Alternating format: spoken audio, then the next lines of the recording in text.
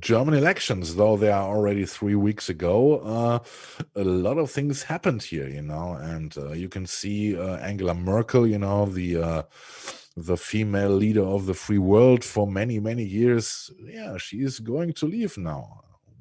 And let's have a look at what happened 3 weeks ago. Let's have a look at the candidates first. And give us the first slide, please. Yeah. Okay. These are the leading figures in our little German politics story. You can see on the left side there is Olaf Scholz. Olaf Scholz is the leader of the not the leader. He's the candidate of the Social Democratic Party. If you want to compare it with your Democratic Party, do it. But there are so many things which are not likely. But to give you an impression. On the other hand, you got Helmut Laschet. He is a conservative party, comparable or not comparable with the Republicans, and guys in America, you only know the two big parties, and over the decades in Germany in the past, it was only the big parties, the Social Dems and the Conservatives. They were changing in government, the Conservatives, they were more often in government than the Social Democrats. It was maximum three parties we had there, the FDP, the Free Democratic Party, the Market Liberals, where the third party, which came up, I think it was in the late 60s, and they were the majority.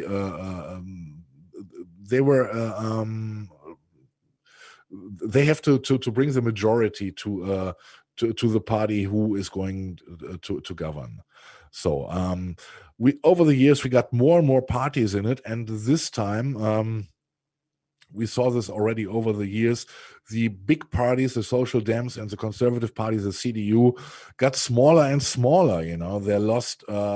They lost their supporter base more and more, and as you can see, they're stuck only with 24 and 25%, and that's all. And what was formerly a big so-called party of the people, it shrunk down. And under this impression, if you can see in the first bar, the Union, the Conservative Party, they lost nearly 9% of their votes, which is a complete disaster for them.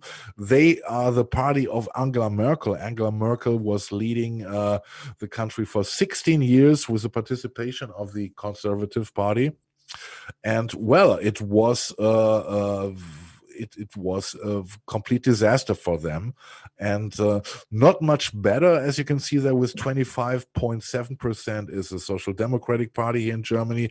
But in contrary, they lost a little bit more. They won a little more than 5%, and they were celebrating like crazy. We are the true winners of the election, etc. But if you look, nearly 75% didn't even vote for them, if you see the general results. Okay, so we got the situation there. We got for 12 years the situation that the Conservative Party and the Social Democratic Party built a coalition and reigned together here in Germany. And it was already complicated 4 years ago when there was no agreement for another government, that they came together again, and they built the so-called big coalition. And everyone here in Germany over the years became so tired of the big coalition.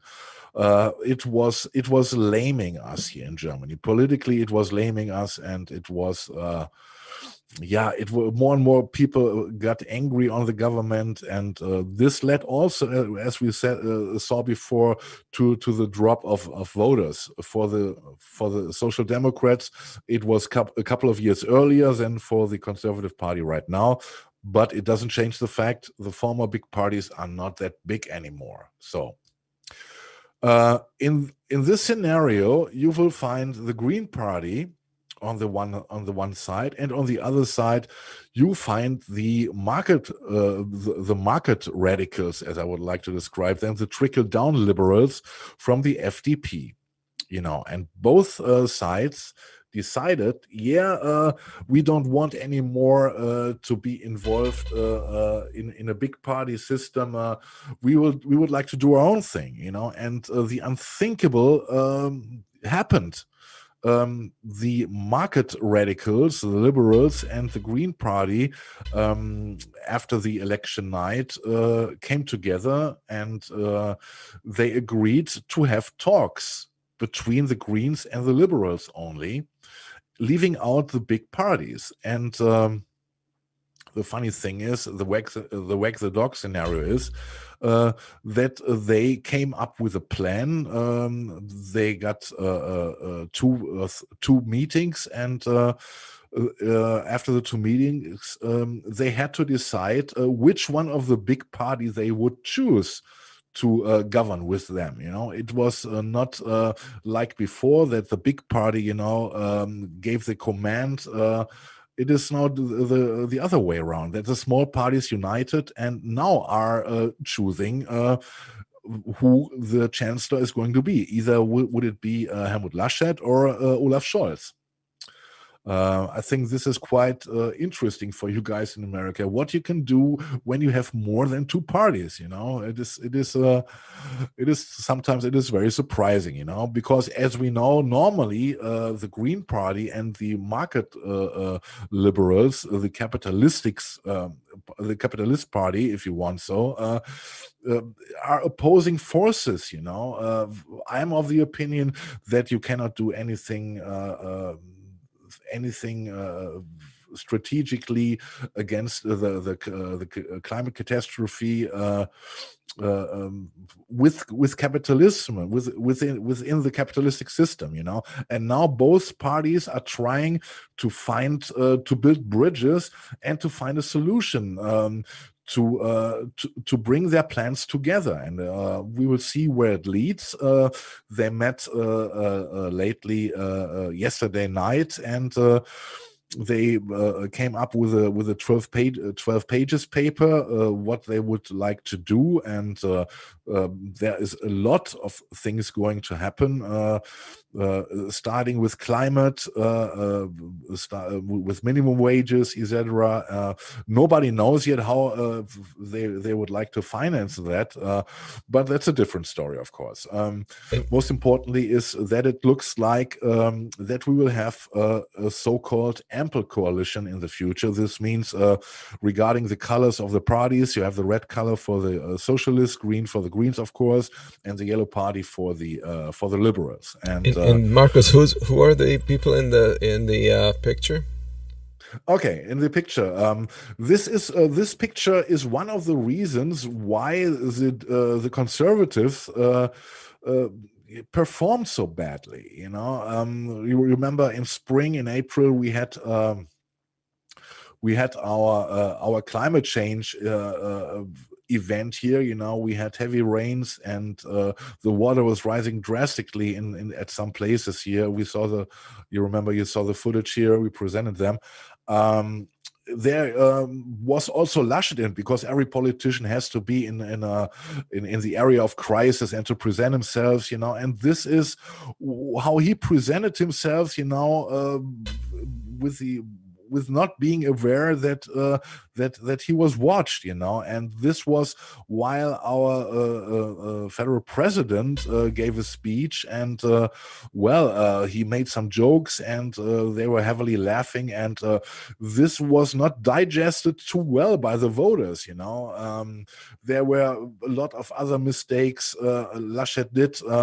I remember he was once asked by a reporter who was close to in reporting, who was close to the Conservative Party, who was asking him a simple question. He was asking Mr. Laschet, please tell us what are the most important things you would like to address once you're a chancellor. And he said, the digitalization, internet stuff, and so is one big problem, and the other thing is downsizing bureaucracy in Germany. And she was asking at a certain point, and she was running next to her for I think 30 seconds, and he didn't had another topic. He was completely clueless, and there were many other stories like this we were seeing here, and he became a laughing stock, and well, this was clear that the Conservative Party with this candidate would not come far, and and the election results showed it, with a minimum advantage, the Social Democratic Party, who were also a laughing stock, the political laughing stock the past years, suddenly rises like phoenix from the ashes and is now the winner of the election. It cannot be more ridiculous, if you ask me, because the problem is there was no candidate from the big parties, who really stands for anything. Laschet did all the mistakes and he was not taken to be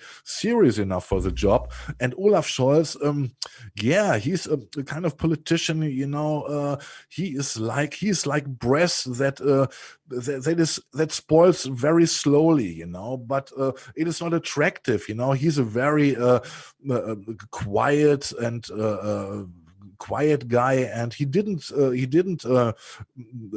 say much also when he was campaigning, but he had one thing which he felt was important for the voters. He copied the quietness, the seriousness of Angela Merkel. And he copied it to a point that the conservatives were raging about him, that he would do this. And he gave the people in the time of the feeling that things are getting real tough in the future, the feeling of there is someone you can feel safe, he knows the direction we have to go, and it was an emotional thing, and and all this, the failures of Laschet and this stoic personality of Scholz brought him the win, and it's quite. I think it's quite interesting for you guys to see that smaller parties can try to change things, and you only would need to have more parties in your competition. Only. And Jean asked if the Social Democrats were similar to a type of communist party. No, not at all. We got the Left Party. The Left Party is. Not even them are like a communist party. For this, we got the Marxist-Leninist Party, which is a very small party. In the end, I think we got about 20-25 parties here in Germany you can vote from. I personally, usually for years now, I vote for Die Partei, the party, which is a satire party, because you cannot vote anything else here in Germany without tearing up, and. Well, I was asking myself, should I vote for the Greens this time, but also the Greens are not the Greens anymore. They were when they started in the late 70s. They came from the opposers of the nuclear power stations here in Germany, and they were in parts very militant here. We had wars with police over the nuclear power stations here, and not small ones. It was there were many people involved in it, and of course, over the years, 40 years after they found it, of course, they found their way through establishment, and they are not that edgy anymore as they have been, of course, and they are now considered mostly to be a party for teachers and for the better earning people, who have the money to take care to get biological vegetables on the table and stuff,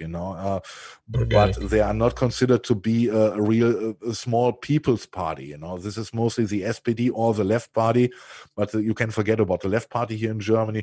They are so split up in so many subgroups, you cannot take them seriously. They one example to finish this.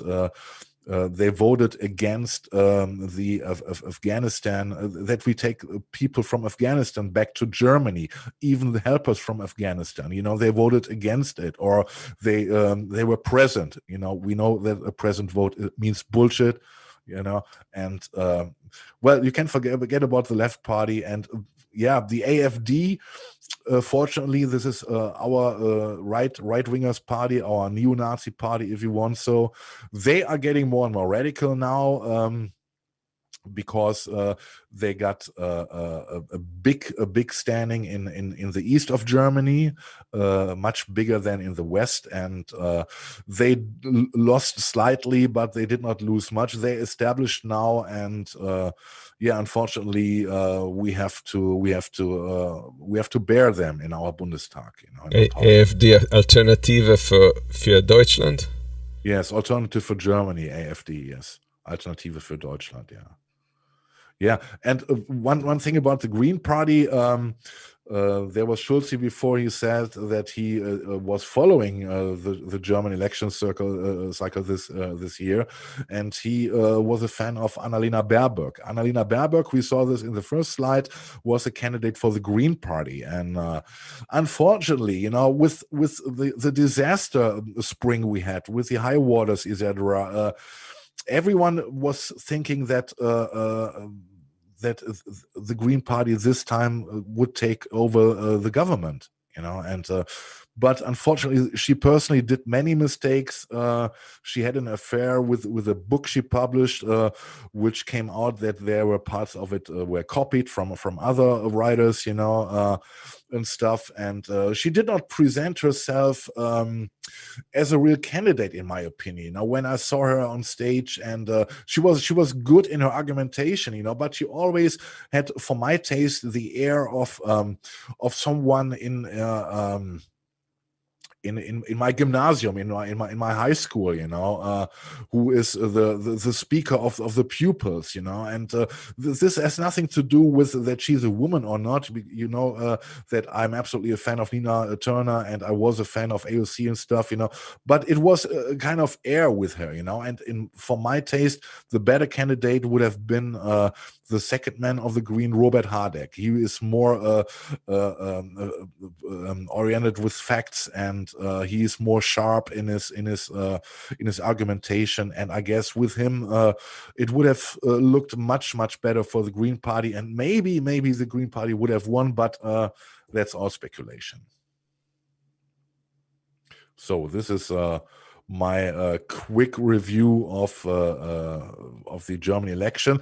We still don't have a government yet, so they are still in the phases of consolidation, that they are collecting thoughts and ideas, and are trying to bring this in one paper on the table. And but I'm pretty optimistic that we will have a social democratic led green and liberal government lately in December at the latest time. But they have to get another party to go with them, right? That is the point of the slide. Yes, the only option to go on as a two-party system would be the big coalition, which nobody in Germany wants. The people would go crazy if that happens again. So this option is no option. It would only become an option if both talk. If neither the Greens and the Liberals find together with the Social Democrats nor with conservatives, then the option Social Democrats Conservatives is on the table again. But it is what many people would have liked to be seen would be the second bar there with the Social Democrats, the Green Party, and the Left Party. But the Left Party did not get enough votes, if you want so. Neither did the Green Party, and the Social Democrats were celebrating the small victory. The Kenya option, we call it, would have been the big coalition added with the Green Party, but this doesn't make sense. Who wants to share power with a third party when it's not needed? So this is I don't know why it is in this graphic. It makes no sense at all. Jamaica would be the option. Of the conservatives. They would have liked that the Green Party and the Liberals would have come to them, that they could go on like they did 16 years long. And unlikely. But honestly, the interesting thing is when the FDP and the Greens had the separate talks with the conservatives, on on both occasions, shortly after they were done, the first interna of what was talked about landed in the yellow press, and the liberals in the Green Party were not enthusiastic about it, and this already disqualified the conservatives, who are in shambles right now. And you mentioned that here's what we can do with more parties, and you're right about that. Look what they did in Israel. They managed to sidestep Netanyahu and the Likud party, which was the biggest party. Yes. And this is this is the biggest surprise to me. When it happened, that that Netanyahu was outed, and I said, how can this work? They were far left side parties together with far right parties, and then we talked about it a couple of days ago, and then I heard nothing about it. There is no noise about it. And I read an article, and the article says they are governing without any noises, and it works. Do you have any more information on I think the difference between a two-party system and a multi-party system is that in a two-party system, you elect someone and they end up doing what you don't necessarily like. In a multi-party system, they don't do what you necessarily like. So they can't, because they're opposing forces within the coalition. So it's an interesting kind of juxtaposition, but neither of those systems is ideal. It would be politically, of course, it would be a big difference from what you guys know, because in your system the winning party gives the lead, says what's going to happen law-wise, etc. Right. Here with a multi-party system, you have to compromise. Yes. So you have to work together. You have to talk to each other. You cannot stay on your position and say, no, we don't have nothing to talk, because I'm in this position and you are there. You have to get into action. Right. Huh. I was going to ask the question whether or not, obviously multi-party is better than two. I wasn't sure when you started talking there. But so I'm going to go a little further, though, along the same lines. What about corruption? Okay, so you've got, you see, with two parties, I heard you just say that multi-parties are better because with two parties, a guy can stick to his guns. And that suggested to me that they can be bought off more easily with just two parties than three. I can tell you. But go ahead. I can tell you the following thing. There was an examination another YouTuber made. He's a German. He's called Rezo. And he did a very, very in-deep research with a lot of sources, etc. And he brought this up. He said, you got to keep in mind that the Conservative Party is in government now for 16 years. And I think 96 or 97% of the corruption cases are coming from the Conservative Party.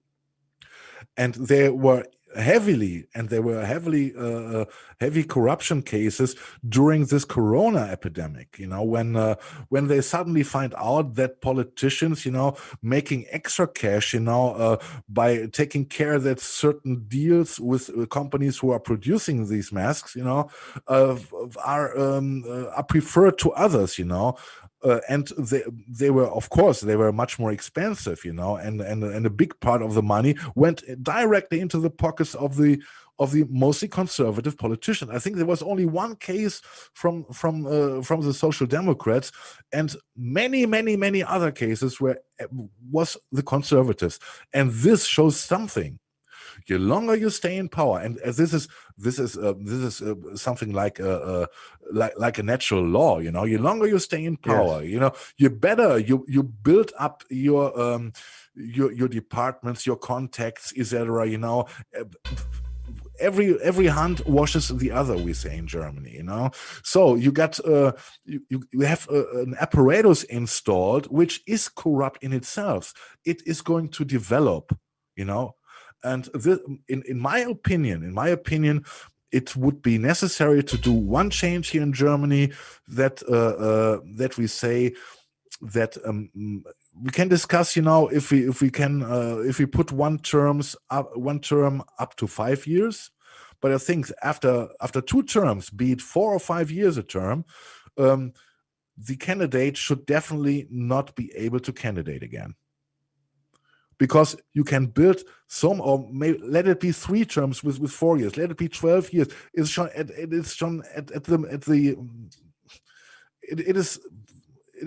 is difficult, But after 16 years, we had the same thing after Helmut Kohl. He was also nearly 16 years in government.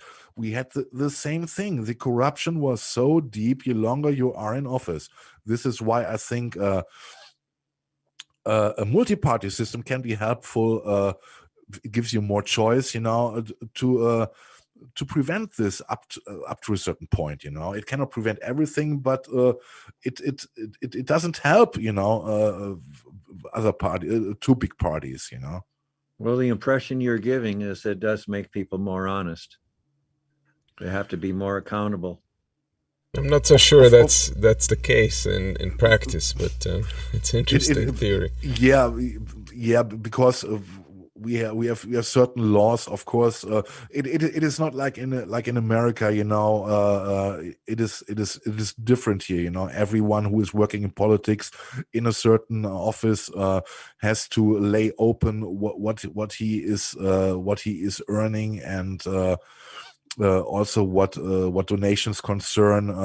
They have to tell directly to the Speaker of the Bundestag, when they are getting a donation which is over 10,000 euros. If they do not, and it comes out, the fines are much more drastic than the 10,000 you got before, And every party is very, very carefully to give the right papers to the Bundestag speaker, where these things are checked. All right.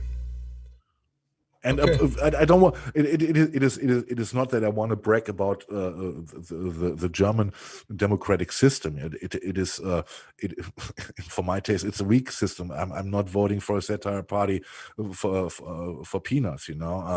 I'm quite desperate, but in comparison to what you guys have, it is still gold. And that's the problem, because the corporations can control it less. That's it. Yeah. That's it, and we have, and another thing is that unions have a big say here in Germany also, in what goes on. What's a union? I don't know. I'm American. I don't know what a union is. Yes, exactly. This is what I'm talking about. Yeah. Yeah. Our biggest unions are, of course, involved in politics. And they have a very important say in what's going on also.